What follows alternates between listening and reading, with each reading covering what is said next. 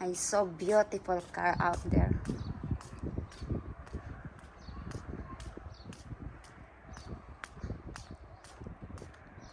This car is belong to my husband friend.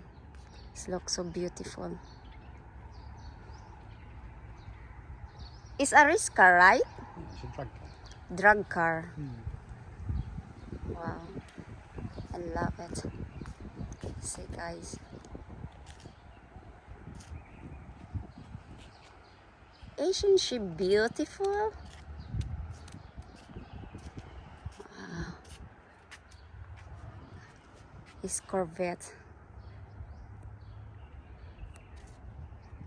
Look. Kasi drag car siya.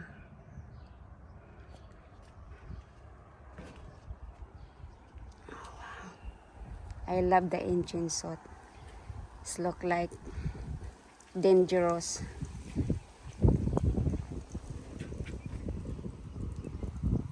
How old is one? I think it's 1979. Plastic. Yeah, of course so. It must be. The lighter, the better. Couldn't imagine how so quickly this one. How so fast and you know. I will not allow to drop this one, so it's big no-no. No, I don't think I'd drive it either. So who drove this one before? Our friend. Did Abdullah this one? Yeah. Oh. This one's it's freshly built, but it was built about 4 or 5 years ago.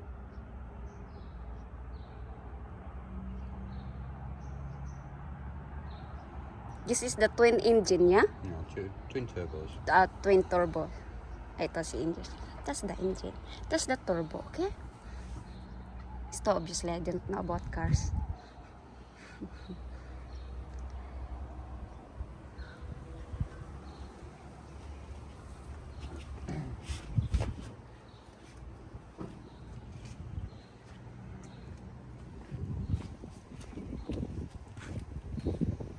Little skinny wheels on the front. Big Corvette brakes. Side exit exhaust. Big slicks on the back. Wow. Just needs finishing. This really huge. It's like a Formula way. The tires what? Yeah, slicks, racing slicks. Wow. How much this tire cost? I don't know. Jesus. Look. Oh my God.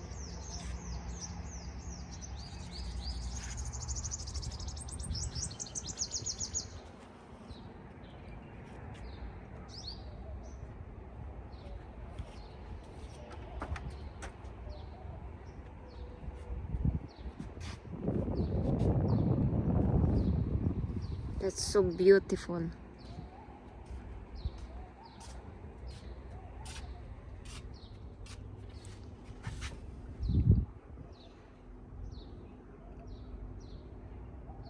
So as you can see guys, it's a little bit dusty because It's been abandoned for 4 years. don't say abandoned. Stored. Because you know, this beautiful car. Oh wow. Look, the handbrake suit. That's a gear shift. Oh, sorry. Strike 3.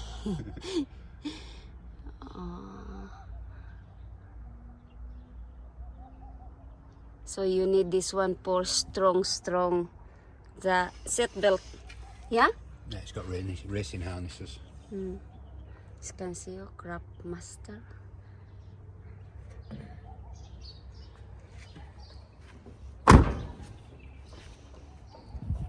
These cars is only for drag race driver or yung mga taong mahilig sa mga sasakyan na akala mo lumilipad na. Yung mga taong hindi problema yung buhay nila. Nandito to sa harap ng bahay namin kasi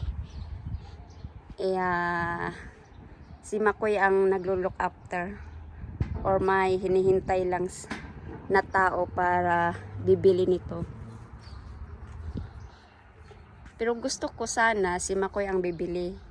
Kaso lang, ayaw niya kasi takot din siya. Hindi naman siya takot. Gusto niya yung mga ganitong sasakyan. Pero ito kasi kailangan mo na maraming experience pagdating sa mga sport car na lalo-lalo na pag ikaw mismong magdadrive. So ito, parang bunso siya ng mga driver sa mga Formula 1, yung mga racing cars. Kasi pagbaguhan ka sa mga race car, huwag kang umasa na ura-uradang makapag-drive ka nito. Kasi hindi lang espiritu ang lilipad mo, pati yung buong sasakyan at ikaw.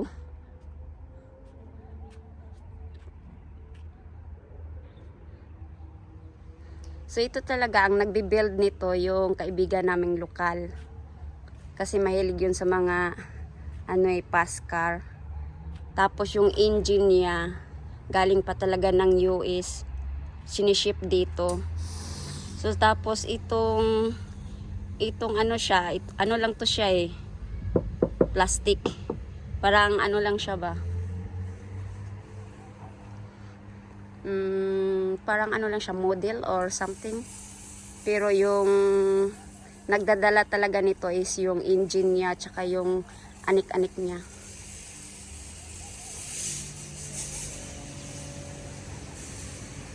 Ganda.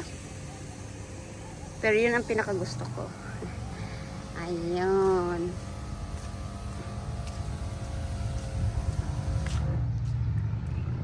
Tapos yung jeep namin. Ito yung ginagamit namin sa June basing pag pupunta kami sa disyerto. Kasi gawa talaga yan para sa mga June basing.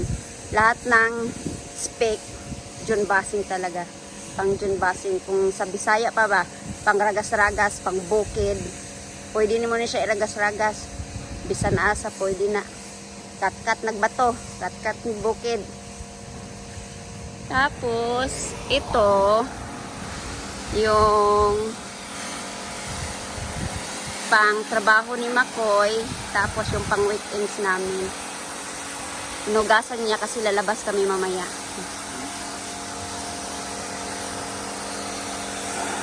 So, hanggang dito na lang. Bye, guys! Papakita ko pala yung street namin dito. Ganito yung lugar namin. Tahimik. Walang katao-tao kahit weekends. Meron ng taong makikita. Yung mga delivery guys. Yung mga naglilinis dito. Bihira lang may mga taong lumalabas. Tapos tingnan mo. Wala man lang katao-tao. Kala mo parang ghost town siya.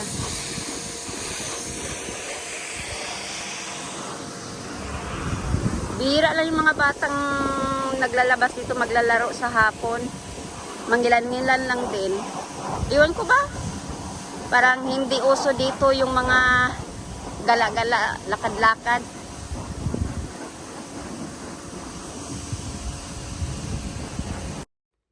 These two lovely, beautiful cars not deserve to be there.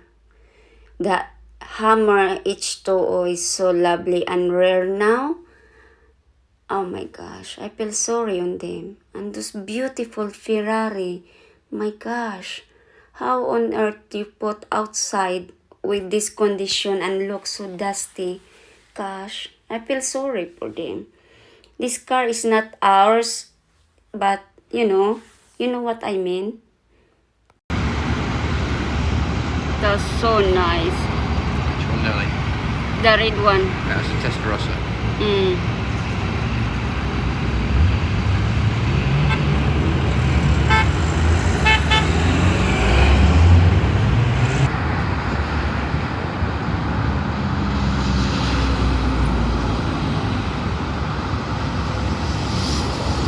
This be rebuilt from the ground up, all with new modern Mercedes parts.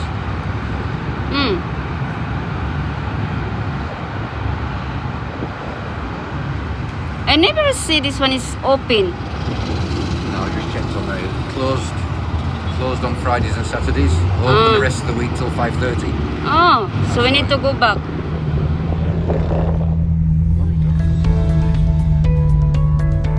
Guys, I will show you the Dubai at night, how they look like, mostly in Six Side Road. So it's so really amazing and beautiful at night. The sky is so colorful and bright light. So this is Six Side Road. As you can see, this beautiful view at night.